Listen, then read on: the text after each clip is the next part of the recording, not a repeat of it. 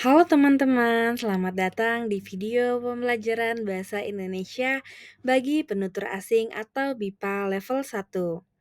Pada video kali ini kita akan membahas tema jalan-jalan dengan fokus pada keterampilan menulis. Di sini saya akan membimbing teman-teman untuk memahami bagaimana menulis pengalaman jalan-jalan dalam bahasa Indonesia.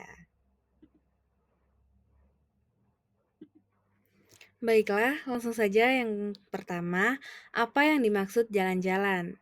Jadi, jalan-jalan atau berlibur adalah kegiatan berpergian ke suatu tempat, baik dekat maupun jauh, dengan tujuan untuk bersenang-senang, menghilangkan penat, atau sekadar mencari pengalaman baru. Kegiatan ini biasanya dilakukan sendiri bersama keluarga ataupun teman, ataupun bisa juga pasangan. Nah, yang kedua ada contoh pengalaman jalan-jalan atau liburan. Yang pertama, mengunjungi pantai, berjemur, bermain pasir, berenang, atau menikmati pemandangan matahari terbenam. Yang kedua, mendaki gunung. Menikmati keindahan alam dari puncak gunung, merasakan sensasi petualangan dan menguji kemampuan fisik. Yang ketiga, berkunjung ke kota-kota besar untuk menjelajahi pusat perbelanjaan, museum, atau tempat-tempat bersejarah. Yang keempat, berkemah di alam bebas. Menikmati suasana malam yang tenang, menyalakan api unggun, dan memasak bersama-sama teman. Yang keempat, ada destinasi wisata yang menarik di Indonesia. Jadi di Indonesia kaya akan destinasi wisata yang menarik, mulai dari pantai, gunung, hutan, hingga kota-kota besar. Beberapa di antaranya, yang pertama itu ada Bali. Pulau Dewata ini terkenal dengan keindahan alamnya, budaya yang unik, dan kehidupan malam yang semarak. Yang kedua ada Yogyakarta. Kota pelajar ini menawarkan banyak tempat wisata sejarah, budaya, dan alam seperti Candi Borobudur dan Candi Prambanan. Selanjutnya ada Raja Ampat, surga bagi para penyelam dan pecinta alam bawah laut, dengan keindahan terumbu karang dan biota laut yang beragam. Yang terakhir ada Danau Toba. Danau vulkanik terbesar di dunia ini menawarkan pemandangan alam yang menakjubkan dan budaya Batak yang unik. Selanjutnya, yang keempat, oleh-oleh atau cindramata khas. Jadi, di setiap daerah di Indonesia memiliki masing-masing oleh-oleh, seperti di Bali. Di Bali ini ada kain tenun ikat, ukiran kayu, dan patung-patung. Yang kedua, Yogyakarta. Yogyakarta memiliki batik, kerajinan perak, dan bakpia. Raja Ampat. Raja Ampat memiliki kerang laut, mutiara, dan hasil kerajinan tangan dari bahan alam. Danau Toba. Danau Toba ini memiliki ulos atau kain tenun Batak, souvenir berbahan rotan, dan makanan khas Batak. Yang kelima, jenis kendaraan yang sering digunakan saat jalan-jalan. Yang pertama itu ada mobil pribadi karena fleksibel dan nyaman untuk perjalanan jarak jauh atau bersama keluarga. Yang kedua, motor. Motor ini sangat cocok untuk menjelajahi tempat-tempat yang sulit untuk dijangkau dengan kendaraan roda 4. Yang ketiga ada pesawat terbang, cepat dan efisien untuk perjalanan jarak jauh. Kereta api menawarkan pengalaman perjalanan yang unik dan nyaman. Yang terakhir ada bus, pilihan yang ekonomis untuk perjalanan jarak jauh. Yang keenam ada kosakata yang berkaitan dengan jalan-jalan. Yang pertama itu ada wisata, perjalanan untuk bersenang-senang atau rekreasi. Yang kedua, destinasi, tempat tujuan wisata. Yang ketiga, liburan. Liburan itu waktu istirahat dari pekerjaan atau kegiatan sehari-hari. Kemudian ada petualangan, pengalaman baru dan menantang. Akomodasi, tempat menginap seperti hotel, penginapan, atau homestay. Oleh-oleh, barang yang akan dibawa pulang dari suatu tempat sebagai kenang-kenangan atau buah tangan. Cindramata, barang kecil yang unik dan khas dari suatu tempat. Nah, itulah 6 tadi.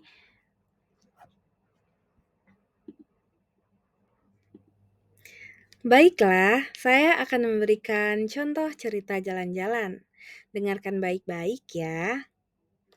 Hai, nama saya Siti Nadia. Pada saat saya jalan-jalan kemarin, saya dan sepupu saya pergi ke Lampung untuk menghilangkan rasa jenuh. Kami pergi dengan mobil travel jenis Hi-S, menempuh perjalanan sekitar 5 jam dari Palembang menggunakan jalur tol. Sesampainya di Lampung, kami menuju hotel untuk menginap di Hotel Mahan Kedaton. Setelah beristirahat sejenak, sore harinya kami pergi ke rumah kerabat untuk meminjam mobil yang akan kami gunakan selama di Lampung.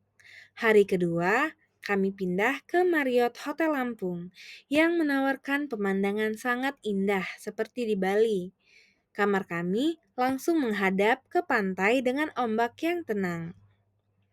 Sore itu, kami duduk di tepi pantai di sebuah kafe yang bernama Waimanom.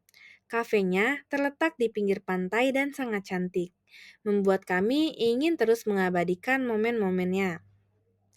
Pada keesokan harinya, kami berenang di kolam yang langsung menghadap ke pantai. Siangnya, kami check out dan melanjutkan perjalanan pulang ke Palembang menggunakan kereta api dari stasiun Tanjung Karang ke stasiun Kertapati, Palembang, yang memakan waktu sekitar 9 jam perjalanan. Sangat seru, bukan?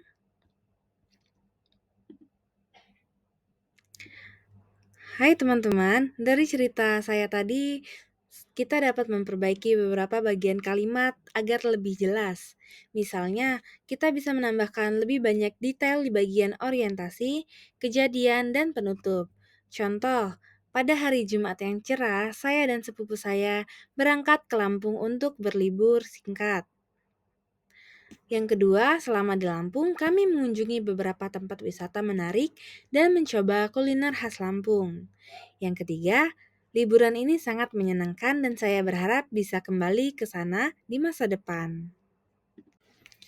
Baiklah, sekarang giliran teman-teman untuk menulis cerita kalian sendiri. Ceritakan pengalaman jalan-jalan yang pernah kalian alami. Kalian bisa memilih salah satu tempat yang pernah kalian kunjungi menggunakan kosakata yang sudah kita pelajari tadi. Ingat, gunakan struktur orientasi, kejadian, dan penutup saat kalian menulis. Kalian punya waktu 10 menit untuk menyelesaikan cerita kalian. Baiklah, sepertinya sudah selesai menulis ceritanya ya. Bagaimana teman-teman? Apakah kalian sudah bisa menulis cerita jalan-jalan kalian? Ingat, menulis pengalaman jalan-jalan itu menyenangkan, apalagi jika kita bisa menggunakan bahasa Indonesia dengan benar. Jika kalian belum yakin, jangan khawatir ya. Kalian bisa terus berlatih dan semakin sering menulis, semakin baik juga tulisan kalian. Nah, di sini saya ada tugas, yaitu mengisi teks yang rumpang. Perhatikan ya, soalnya ada di layar ini. Baiklah, terima kasih sudah belajar bersama saya pada hari ini.